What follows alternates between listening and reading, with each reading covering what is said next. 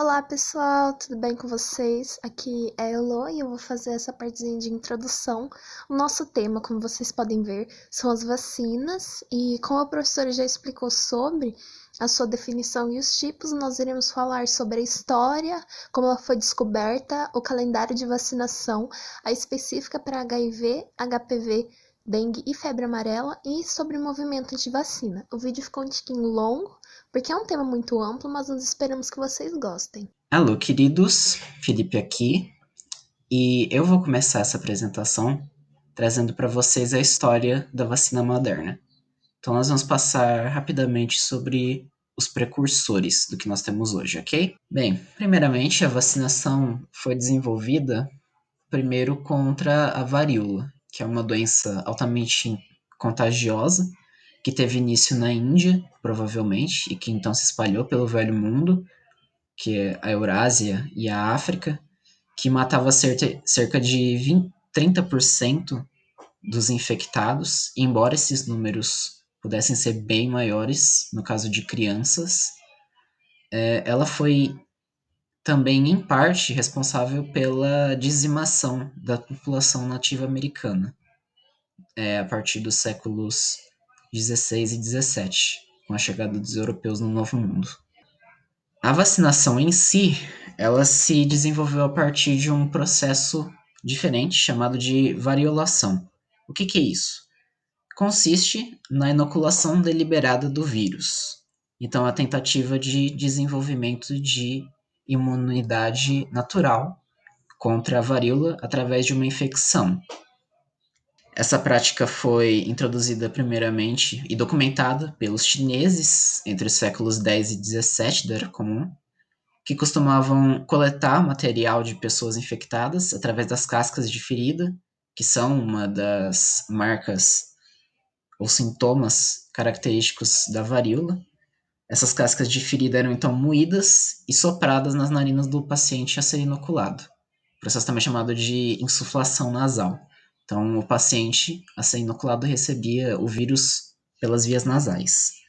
Essa prática eventualmente ficou conhecida pela Royal Society de Londres, na Inglaterra, nos anos 1700. Já o que nós concebemos como vacinação, ou a vacinação moderna, ela é acreditada ao médico inglês Edward Jenner, esse cavaleiro aqui à nossa direita, que notou na década de 1760, enquanto trabalhava em fazendas no interior da Inglaterra, que trabalhadores rurais que eram infectados com a varíola bovina não desenvolviam a varíola humana mais adiante na vida, o que implicava que a varíola bovina, que tinha um efeito muito mais brando nos humanos do que nas vacas, podia ser usado para desenvolver imunidade, como um meio para desenvolver imunidade contra a varíola humana. Para testar essa hipótese, a partir da década de 1790, como está citado ali, o Jenner passou a coletar pus das mãos de ordenhadoras rurais que tinham sido infectadas com a varíola bovina e passou a raspar o material coletado no braço de outras pessoas. E depois de 6 semanas, essas pessoas eram então inoculadas com a varíola humana. O Jenner então relatou em 1798 que essa nova técnica era tanto eficaz como era mais segura do que a inoculação da varíola humana, o processo de variolação ou inoculação deliberada do vírus, que acabou sendo proibida na Inglaterra em 1840. E é também desse episódio da história que a gente tira a palavra vacina, sendo que esse termo é derivado de um termo composto em latim que seria variolae vaccinae, ou varíola da vaca, já que a vacina foi desenvolvida a partir da varíola bovina. Mais adiante, né, no século XIX, no final do século XIX, o Louis Pasteur, que é o senhor ali à direita em cima, foi quem desenvolveu e introduziu as vacinas contra a cólera e o antraz, que eram duas doenças muito comuns na Europa da época. Inclusive, a figura à direita da foto de Louis Pasteur é o Vibrio cholerae, que é o causador da cólera. E essas vacinas, cólera, antraz, varíola, juntamente com a eventual melhora no sistema de saneamento básico das cidades inglesas e europeias no geral do século XX, preveniram a morte de milhões de pessoas, como também proporcionaram um boom populacional. O século XX, em seguida, foi o período de maior desenvolvimento na área das vacinas. Doenças como difteria, tétano, febre tifoide, sarampo, cachumba, rubéola, hepatite, varicela, pneumonia e poliomielite, todas elas tiveram quedas drásticas nas últimas décadas. O microbiólogo americano Maurice Hilleman, que é o outro senhor aqui na imagem, foi o responsável pelo desenvolvimento de 8 das 14 vacinas principais que são utilizadas atualmente. A varíola foi eventualmente declarada erradicada pela Organização Mundial da Saúde nos anos 70, somente 50 anos atrás. Então, nossos pais, bom, pelo menos os meus pais, estavam vivos quando a OMS fez essa declaração, foi há pouquíssimo tempo. E a poliomielite no Brasil foi confirmado o último caso clínico na década de 90, ainda menos tempo. Nas imagens aqui é possível ver sintomas, primeiramente da difteria e da rubéola, e bem como microscopia do vírus da varíola e também do sarampo, que são duas doenças que eram comuns anteriormente. Já no Brasil, né, nós temos talvez um episódio bem ínfamo, conhecido por basicamente qualquer pessoa que esteja ouvindo, que foi a revolta da vacina. Ela aconteceu em novembro de 1904 e ela foi causada primeiramente pela abordagem autoritária que o governo federal e o município do Rio de Janeiro apresentaram ao tentar conter as epidemias de varíola, febre amarela e peste bubônica, que eram muito comuns na então capital do Brasil. E as propostas do presidente Rodrigues Alves envolviam não só a obrigatoriedade da vacinação, mas também uma reestruturação dramática do sistema de saneamento e da própria cidade do Rio, o que eventualmente forçaria muitas pessoas pobres a serem despejadas dos cortiços e das casas do Rio de Janeiro para que ocorresse então a demolição desses cortiços e pensões para a reconstrução de uma metrópole que seria considerada como moderna, né?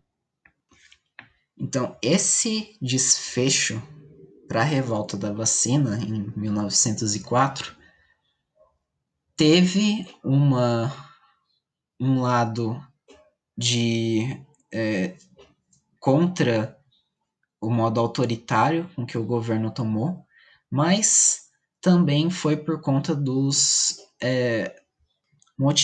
as motivações políticas que estavam envolvidas na Jovem República do Brasil da época. Motivações políticas essas que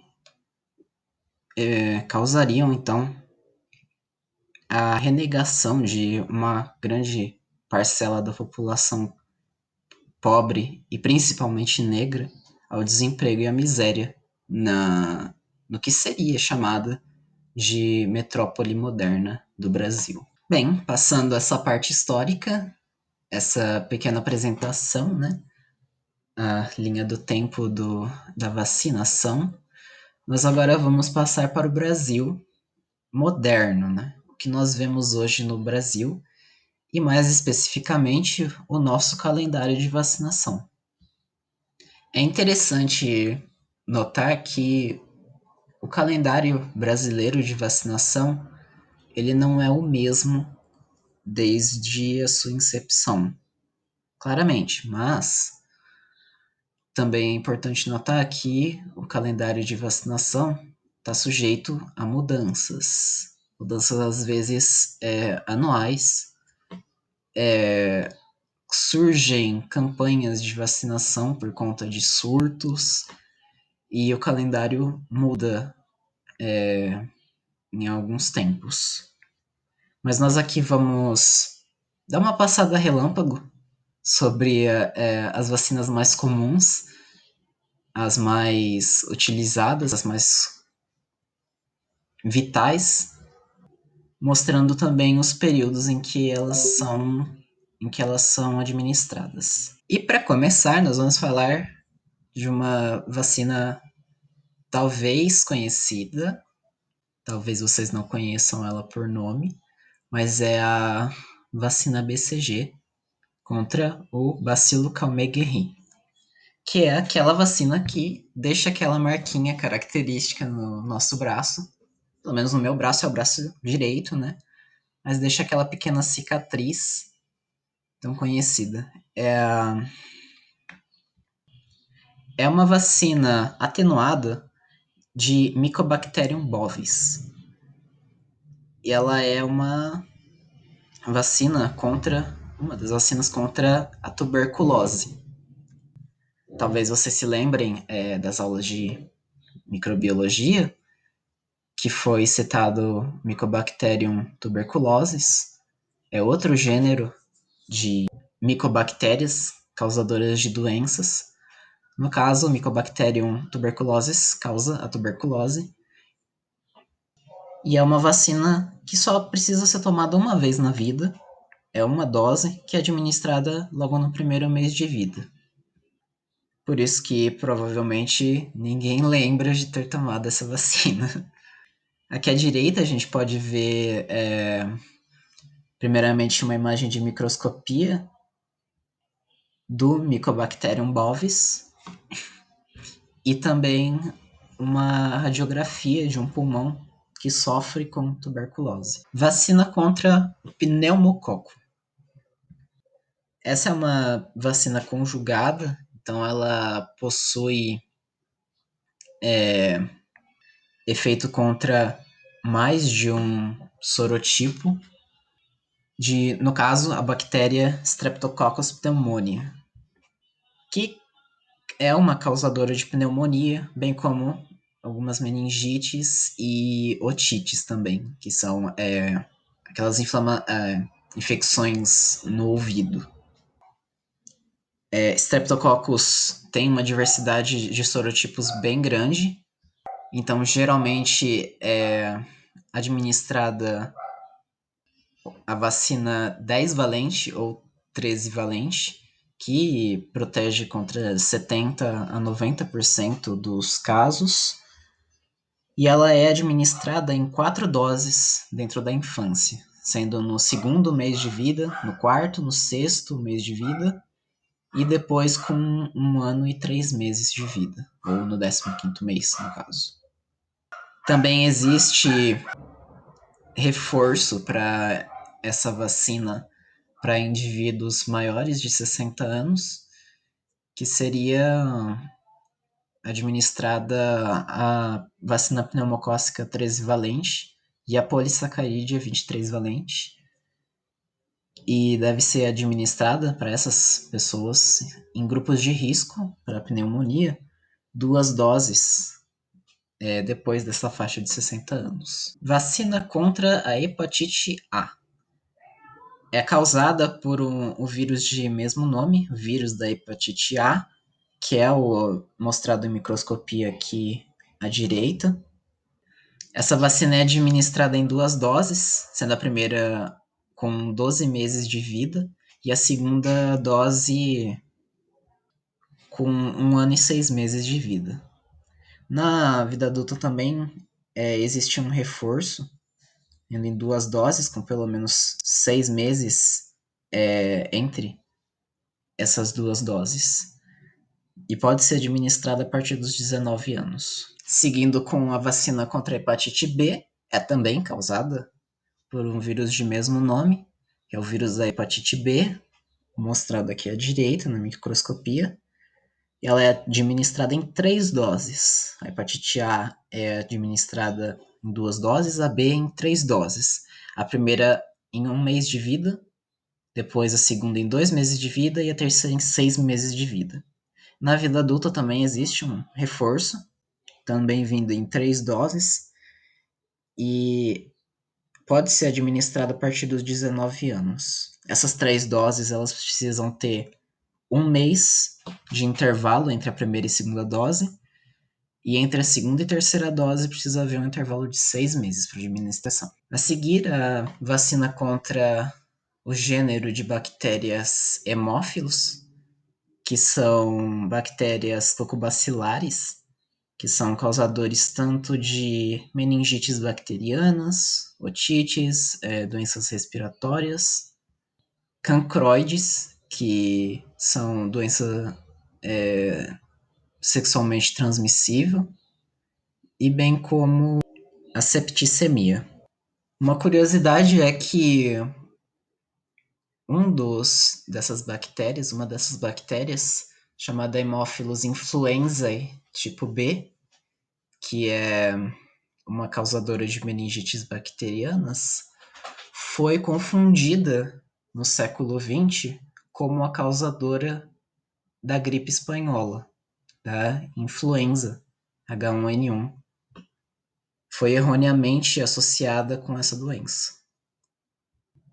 Essa vacina também é administrada em 4 doses, sendo no segundo, no quarto, no sexto mês e com 1 ano e 3 meses de vida. A seguir, nós temos a vacina tríplice bacteriana, que não deve ser confundida com a vacina tríplice, como a gente costuma chamar, né? Essa seria a vacina tríplice viral, que nós vamos ver mais para frente. Mas a vacina tríplice bacteriana é contra a difteria, o tétano e a coqueluche. Os causadores dessas doenças aqui estão representados à direita em imagens de microscopia. A primeira é de Corynebacterium diphtheriae, que é o causador da difteria. À direita tem a imagem de Clostridium tetani, o causador do tétano. E embaixo tem a imagem de Bordetella pertussis. Essas bactérias elas produzem toxinas, né? A toxina difteríaca, a toxina tetânica e as toxinas de pertussis, que é outro nome para a coqueluche. Acabei de perceber que eu disse difteríaca, é a toxina diftérica,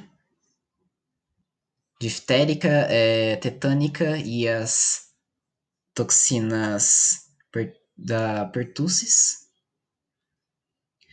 E aqui também nas imagens a gente consegue ver uma pintura chamada de Opistótonos, do Sir Charles Bell, que mostra um soldado, provavelmente francês, que está sofrendo de espasmos do tétano. E é interessante notar, por que um soldado? Porque esse soldado provavelmente se cortou com algum objeto de ferro e contraiu a bactéria Clostridium tetani. E de onde pode ter vindo esse corte? Provavelmente de uma espada ou de uma baioneta, ou de outras facas, ou de outras armas constituídas de ferro. Essa é uma das possibilidades. Mas enfim, essa vacina deve ser administrada na infância em 5 doses, sendo no segundo, no quarto, no sexto mês de vida, e depois com 1 ano e 3 meses, e depois a última dose entre 4 e 6 anos. E também existem reforços para essa vacina, que é a chamada tríplice acelular tipo adulto, que deve ser administrada entre 14 e 16 anos, e a dupla bacteriana, que não prevê contra a coqueluche, mas é um reforço contra a difteria e o tétano, que é administrada uma vez a cada 10 anos, a partir dos 19 anos de idade. E a seguir, nós temos a vacina tríplice viral. Essa sim é a que a gente comumente chama de vacina tríplice, que é a que previne contra os vírus do sarampo, da cachumba e da rubéola. Que ali nas imagens de baixo dá para observar os vírus da cachumba e da rubéola. E também um exemplo de sintoma bem comum do sarampo, que são as erupções cutâneas ou as manchas avermelhadas associadas com o sarampo. Na infância, essa vacina tem que ser administrada em 2 doses, primeiro com 1 ano de vida e depois entre 4 e 6 anos de vida. E na vida adulta também pode ser administrada uma vacina complementar, né? A partir dos 19 anos, podem ser administradas 2 doses. Quanto ao sarampo, a gente vai ver mais para frente. Tem acontecido alguns incidentes envolvendo a vacina ou algumas controvérsias que foram criadas em torno da vacina contra o sarampo. Mas essa parte fica mais para frente, é a parte da Heloísa. E agora a gente passa para a vacina contra a varicela, que é o que a gente bem conhece como a catapora nas crianças e adolescentes. E o vírus varicela zoster também pode causar a herpes zoster em adultos. É um dos vírus de herpes, que é o que a gente está vendo aqui nas imagens. A gente tem uma imagem do vírus, acima tem um caso comum de erupções com bolhas na pele de crianças, principalmente, e a imagem de baixo à direita tem um exemplo de herpes zoster no pescoço de um adulto. Essa vacina ela é aplicada em 2 doses, a 1 ano de idade entre 4 e 6 anos, e na idade adulta, principalmente para prevenir herpes zoster, são aplicadas mais 2 doses a partir dos 19 anos. A seguir, a gente tem a vacina contra o gênero rotavírus. São vírus causadores de rotaviroses, é o nome da infecção, e elas podem ser a causa de doenças diarreicas agudas e também causa de gastroenterites. Gastroenterite é um nome dado para infecção tanto do intestino delgado como do estômago. Essa vacina é aplicada em 3 doses apenas na infância, no 2º, no 4º e no 6º mês de vida. Agora, sobre a vacina contra o meningococo. É uma vacina também conjugada, então ela é contra várias cepas da bactéria Neisseria meningitis, que é uma causadora de meningites bacterianas. A vacina principal, que é dada na infância, ela previne contra as cepas A, B, C, W e Y da Neisseria meningitis, que é a bactéria vista aqui na microscopia direita. Ela é administrada em 4 doses, a 3 e 5 meses de vida, e depois em 1 ano e 4 a 6 anos de vida. E também pode haver um reforço, que no caso é a vacina meningocócica quadrivalente, que ela não inclui a cepa contra Neisseria meningitis, a cepa B. Então é apenas quadrivalente, 4 cepas A, C, W e Y, que é dada uma dose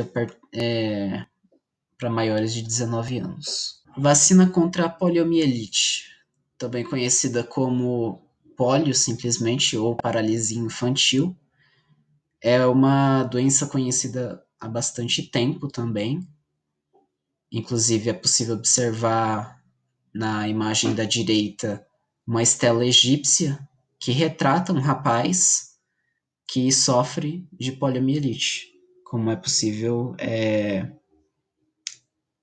observar pela disposição das pernas. É bastante semelhante com a disposição das pernas, como pode ser observada nas fotografias.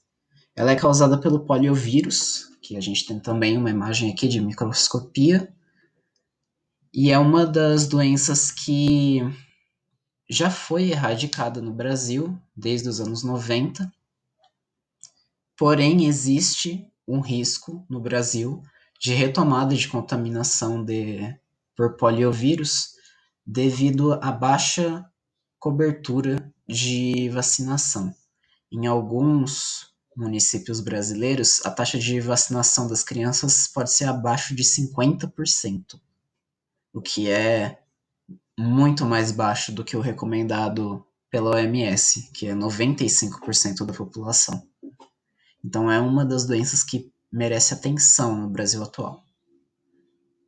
Já no caso do calendário de vacinação, essa vacina tem que ser administrada em 5 doses na infância, né?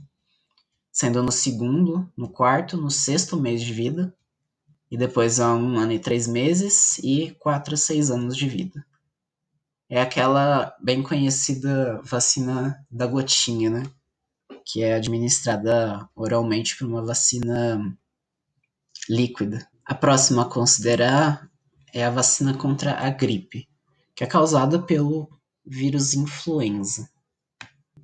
O influenza vírus, ele é um vírus de rápida recombinação gênica, ocorrem muitas mutações e ocorrem surtos sazonais dessa doença causada pelo influenza vírus.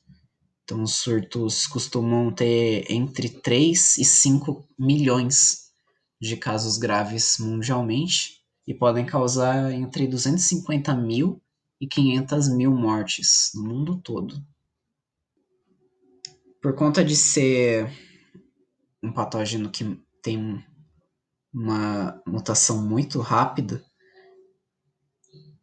a vacina contra a influenza necessita ser atualizada a cada ano. Então, a cada 1 ou 2 anos, existe um certo ciclo de desenvolvimento da vacina contra a gripe. A gente tem uma nova vacina para combater a nova estirpe.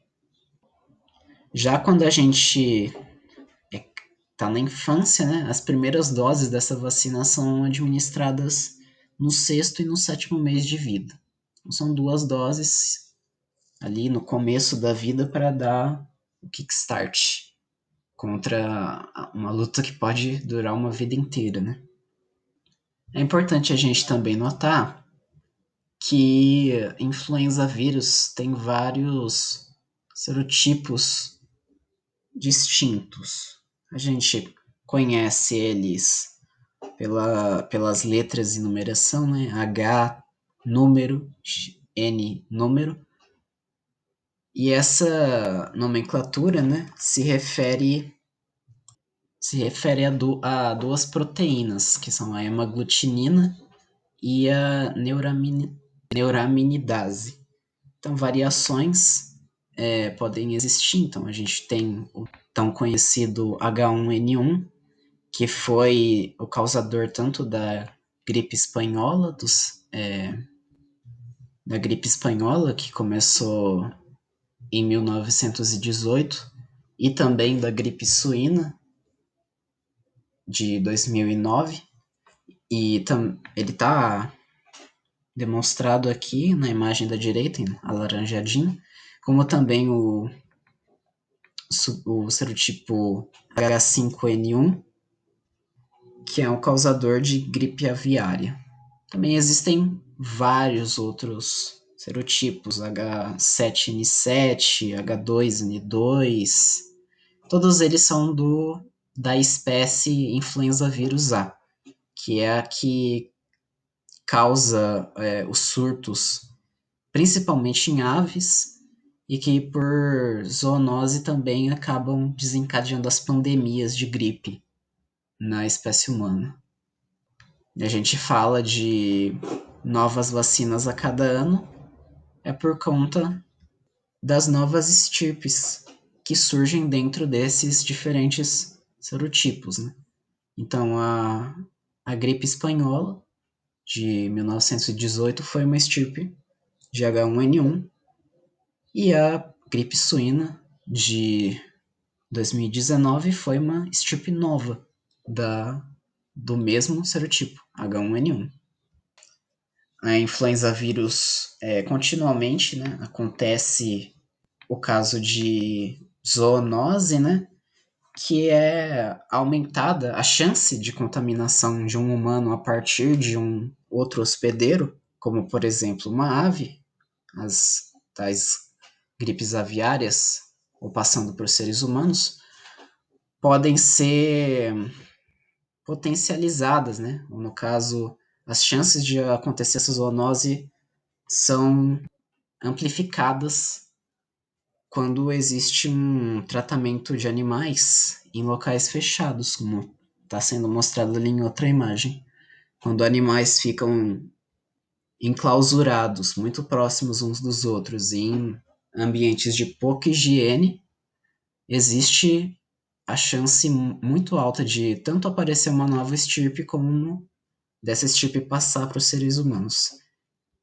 Assim, a pecuária intensiva, em que os animais ficam confinados nos ambientes, são o local quase que perfeito para que as novas doenças apareçam, né? Não só influenza vírus, como a gente tem visto também, é possível que seja também uma das causas do aparecimento de SARS-CoV-2, o ínfamo coronavírus atual. E agora, para finalizar, nós temos a última vacina, a vacina contra o HPV, ou chamado papilomavírus humano, que é a doença sexualmente transmissível mais comum, embora existam outras DSTs que são mais conhecidas, como o HIV/AIDS.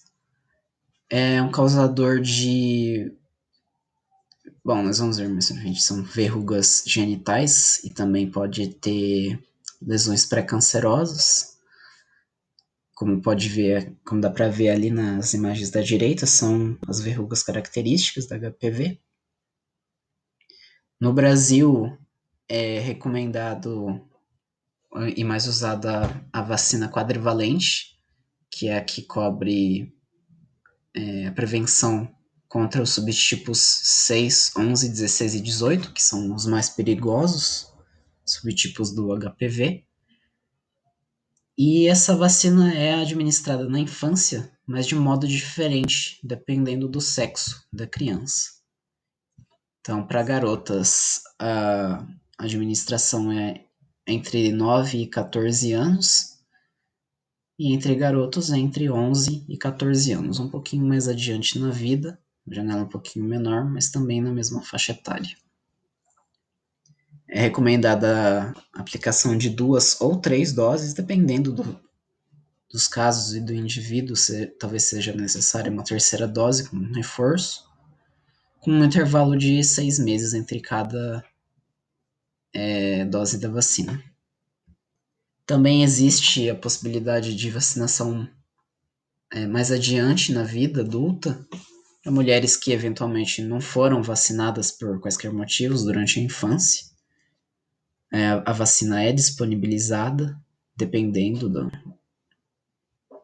também varia entre casos, mas as mulheres, principalmente as entre 9 e 26 anos, que testam positivo para HIV, são um grupo priorizado.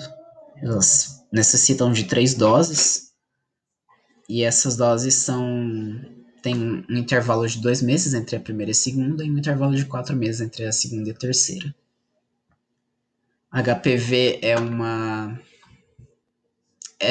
é disponibilizado também em grandes campanhas de vacinação, devido ao fato de que HPV, além de causar as verrugas genitais, ela também provoca lesões pré-cancerosas e que podem causar o câncer de útero, de colo de útero, câncer de vulva e de vagina nas mulheres, pode provocar o câncer de pênis nos homens, e em ambos pode causar câncer de ânus e orofaringe. Então é de interesse público que a maior parte da população possível seja vacinada contra essa doença. As mulheres, em particular, porque elas sofrem as consequências mais pesadas da contaminação com HPV. E com isso a gente conclui a parte do calendário de vacinação brasileiro. Aqui a gente tem disponível. Aqui a gente deixa também uma pequena tabela que retrata uma das iterações das aplicações do calendário de vacinação brasileiro. Como eu disse, ela pode sofrer alterações, inclusive recentemente ela teve uma pequena alteração, contanto a vacinação contra a gripe desse ano, por conta do início da pandemia de Covid-19 no Brasil, o governo considerou suspender vacinação contra algumas doenças, mas a gripe foi também priorizada, mesmo em meio à pandemia de outra doença da qual a gente não tem cura ainda, nem vacina. E é isso. Essa tabela foi retirada da Fundação Albert Einstein. Beijinho, Presidência da República. E se vocês quiserem mais informações, é só consultar o site que a gente deixou. Tem os links, informações no final da apresentação. E agora a gente passa a falar de doenças atuais e que a gente está desenvolvendo vacinas contra. Passando a palavra agora para Luane Oller. Bom dia, boa tarde, boa noite. Eu não sei como vai funcionar, gente. Aqui é a Luane. Eu vou falar sobre o HIV e as perspectivas de vacina, em que pé que andam as pesquisas, todo o estudo em cima da busca da vacina contra esse vírus, que a gente sabe que não tem uma cura definitiva ainda, não tem uma prevenção em forma de vacina definitiva ainda. Então, vamos começar. Então, como eu já falei, o HIV é o vírus da imunodeficiência humana, causador da AIDS, que é a síndrome da imunodeficiência adquirida, e que é aquela síndrome que vai destruindo o sistema imunológico progressivamente. E o HIV ainda não possui uma vacina definitiva, que eu vou discutir um pouquinho melhor, nessa minha parte.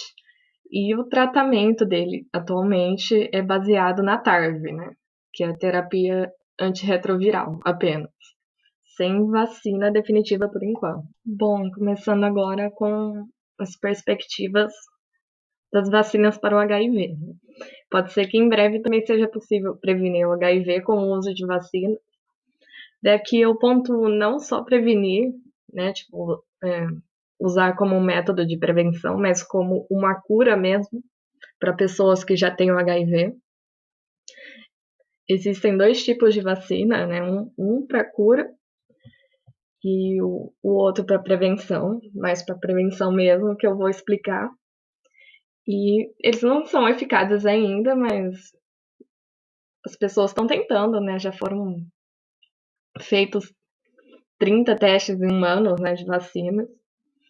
E por que que é tão difícil, né, encontrar uma vacina eficaz, né? É difícil porque o HIV difere de grande parte dos vírus, porque ele possui uma imensa variabilidade genética.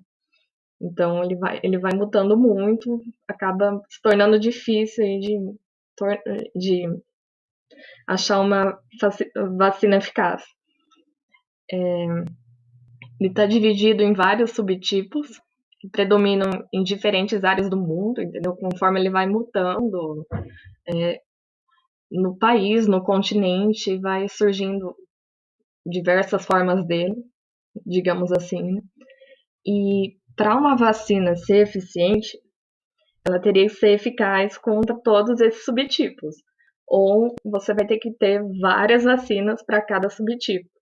E isso acaba tornando mais difícil ainda as pesquisas, mais difícil ainda achar uma solução. De todas essas vacinas em desenvolvimento atualmente, existem duas que merecem destaque, que é a vacina Mosaico e a vacina Kick and Kill, que eu vou explicar um pouco melhor sobre as duas nos slides seguintes, entendeu? Mas são duas aí que têm tido sucesso e merecem ser destacadas nas pesquisas, na ciência contra o HIV, tanto para prevenção quanto para cura a esse vírus. Sobre a vacina Mosaico, então, a primeira que eu vou falar, ela contém um vírus, o adenovírus, no caso, inativado, e carrega consigo 3 genes sintéticos do HIV. Por isso o nome mosaico, porque ela vai formar como se fosse um mosaico mesmo do vírus HIV. E esses genes eles são baseados em sequências genéticas de cepas do HIV de diversas regiões do mundo, né, que entra naquele negócio dos subtipos que eu falei antes, que o HIV vai se mutando conforme a região que ele está e vai formando como se fossem vírus diferentes, né? Vai mudando as proteínas, os genes que existem nas proteínas. E a Mosaico, ela é administrada num total de 4 doses no período de 1 ano. Ela é uma vacina preventiva, ou seja, para quem não tem a doença, entendeu? Vai servir como uma prevenção para o HIV.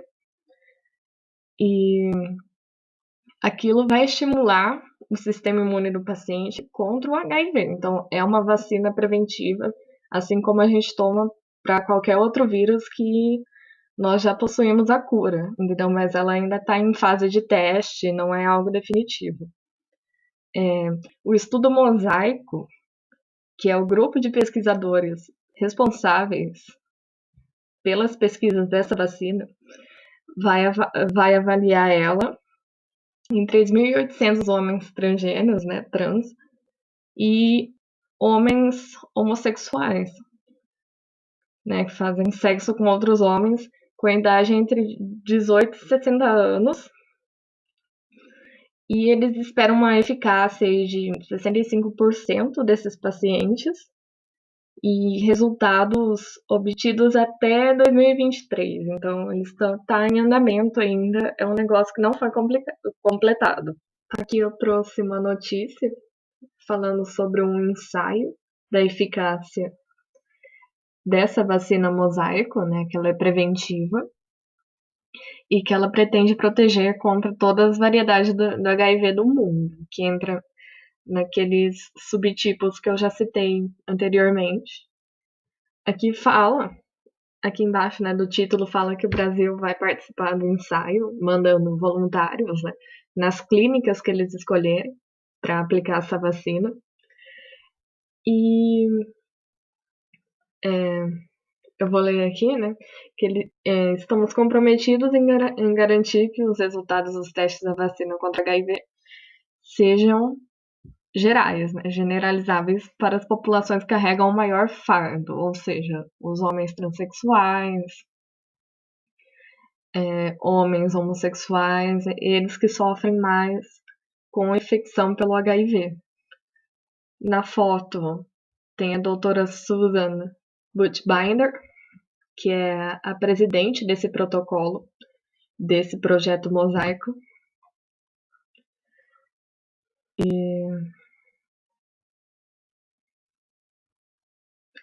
A combinação de antígenos que eles usam, eu acabei não citando isso antes, mas são várias cepas globais do HIV, né?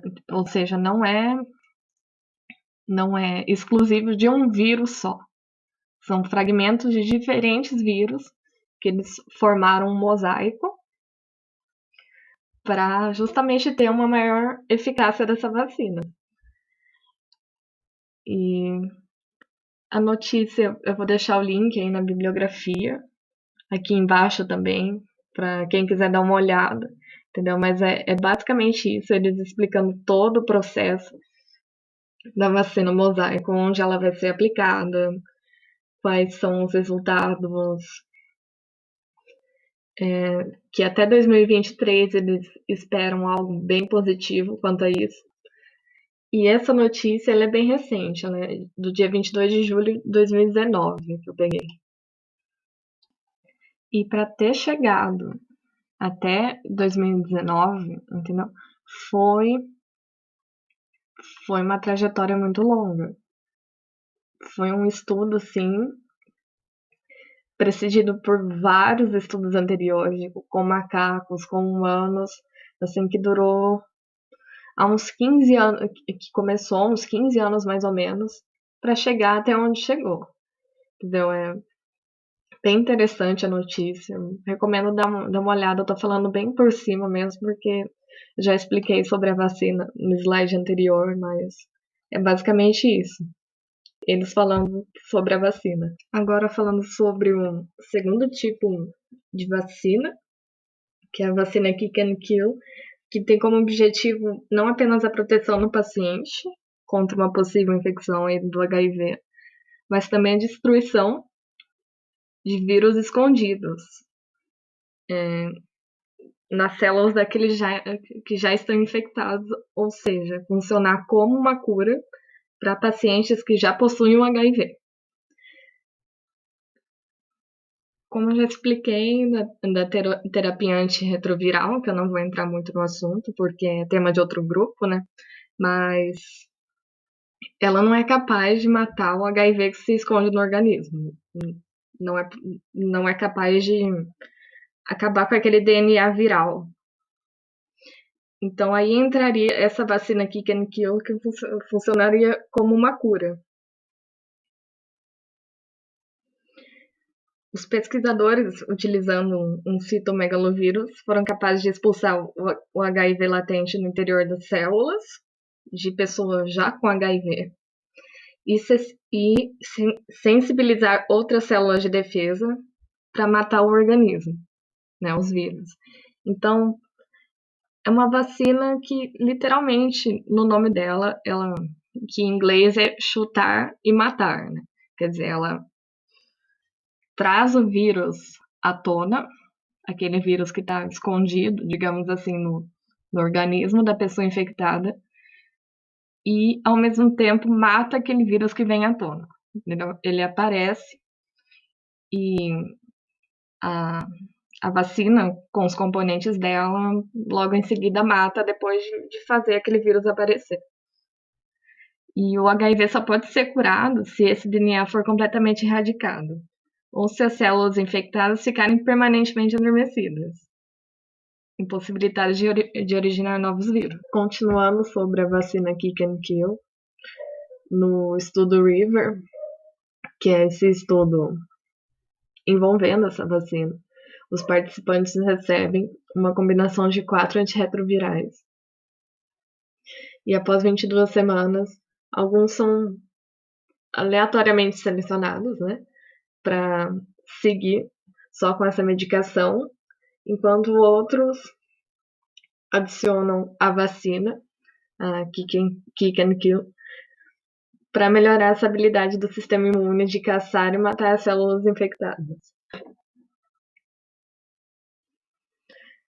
Daí, por fim, os participantes desse segundo grupo que recebe a vacina também vão receber 10 doses de um medicamento aí que ativa as células infectadas do HIV, pelo HIV no organismo dessa pessoa,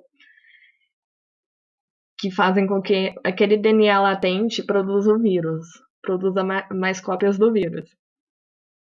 E a ideia é que essa explosão na produção viral, com base no DNA latente, seja rapidamente detectada, então aí suprimida pela combinação das drogas antirretrovirais que eles usam junto à vacina. E essa estratégia, batizada de Kick and Kill, né, que é o nome da vacina, que é chutar e matar, né, falando bem grossamente, foi planejada para revelar, então matar as células infectadas, deixando pouco ou nenhum DNA no organismo, coisa que só a terapia antirretroviral, né, a TARV, não faz. Ela só deixa os vírus meio que dormentes ali. Daí, a TARV, junto com essa vacina e junto com o Vorinostat, que é o medicamento, é capaz de eliminar o DNA dos vírus aí, realmente funcionando como uma cura. Mas, assim como a outra vacina, não é um negócio que é assim, definitivo para todo mundo. Ainda está em fase de teste para resolver. Aqui eu trouxe outra notícia, agora do El País, sobre a vacina terapêutica que controla o HIV sem o uso de antivirais, que seria assim, a vacina Kick and Kill. Eles explicam que a combinação da vacina com aquele fármaco faz aflorar o vírus latente e permite ao grupo de doentes que eles selecionaram controlar a infecção, mas não elimina por completo. Por que não elimina por completo? Porque existe um problema em células que estão infectadas, mas elas ficam escondidas. Elas ficam em estado latente e não se reproduzem. Ou seja, elas não reproduzem DNA, não mostram que estão com o vírus e o sistema imunológico ele não reconhece. Então ele fica incapaz de detectar, de destruir, o que seja. Daí, nisso entra a vacina Kick and Kill, que com a composição dela lá, ao ser injetada no paciente, ela faz com que essas células em estado latente se apresentem, venham à tona, digamos assim. E com a ajuda daquele fármaco, eles conseguem apresentar as células que antes estavam em estado latente, com o DNA, mas sem mostrar esse DNA, e conseguir agir de uma forma a eliminar elas, mas não por completo. Tem um link da notícia que eu acho ela bem interessante, para quem quiser dar uma olhada. Mas foi basicamente isso. Eles explicando como funciona a Kick and Kill, qual é o fármaco que eles utilizam para aflorar esse vírus e por que é tão difícil eliminar essas células dormentes, digamos assim, um DNA, mas que não se apresenta para o sistema imunológico. Para finalizar, gente, vou falar sobre 6 avanços no combate à AIDS registrados em 2019, ano passado. O primeiro é o segundo caso mundial de remissão do HIV. O que foi isso, né? Em março de 2019, uma segunda pessoa infectada pelo vírus da AIDS, ou seja, o HIV, foi curada.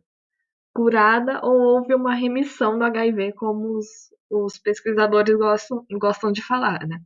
Eles gostam mais da palavra remissão. Então, um homem que foi identificado como paciente Londres, não falaram o nome dele, infectado pelo HIV, recebeu um transplante lá em 2016 de medula óssea. E um ano depois ele deixou de tomar os remédios contra o HIV e permaneceu livre do vírus, entendeu?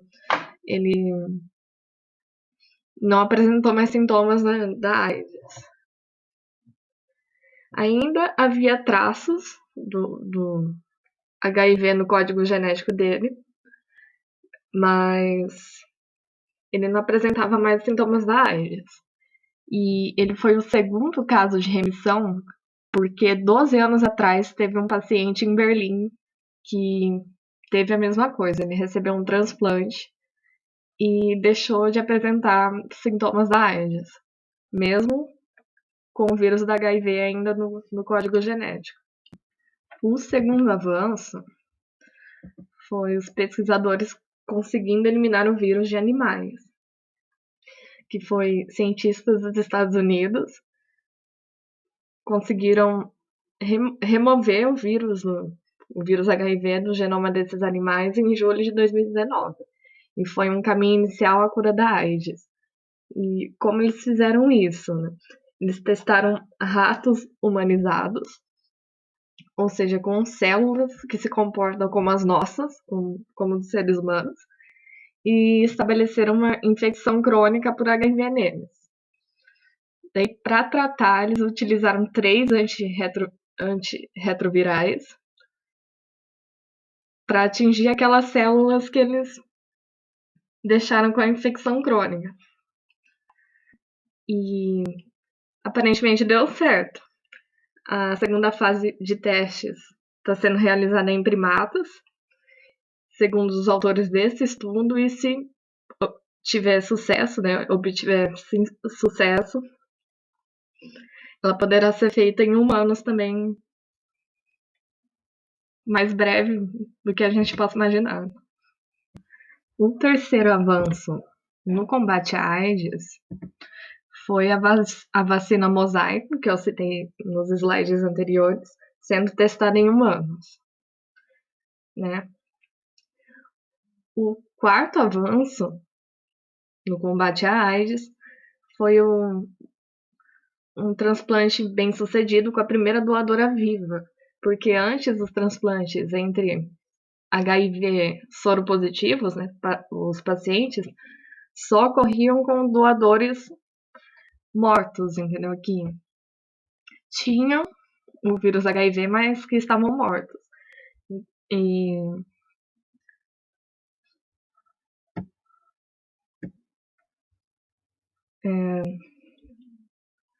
em março do ano passado, os pesquisadores conseguiram fazer o primeiro transplante com uma doadora viva.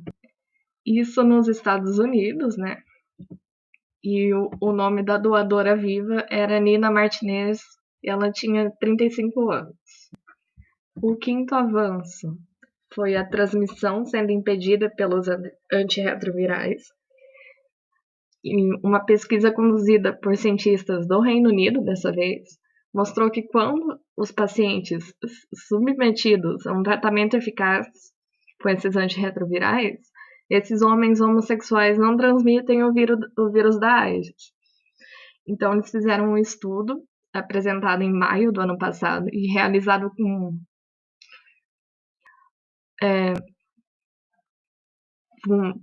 por 8 anos com 1.000 casais da Europa. E o parceiro que tinha HIV recebia o tratamento com antirretrovirais para suprimir o vírus. E mesmo fazendo sexo sem preservativo, não houve registro de novos casos de transmissão. Ou seja, o uso do antirretroviral acabou aí meio que prevenindo a transmissão, né, impedindo a transmissão para o outro parceiro que não possuía HIV, não possuía a AIDS. E por último, o sexto avanço é menos casos de HIV e uma maior expectativa de vida. Utilizando o Brasil como exemplo, o Ministério da Saúde comemorou ano passado a redução nos casos e na mortandade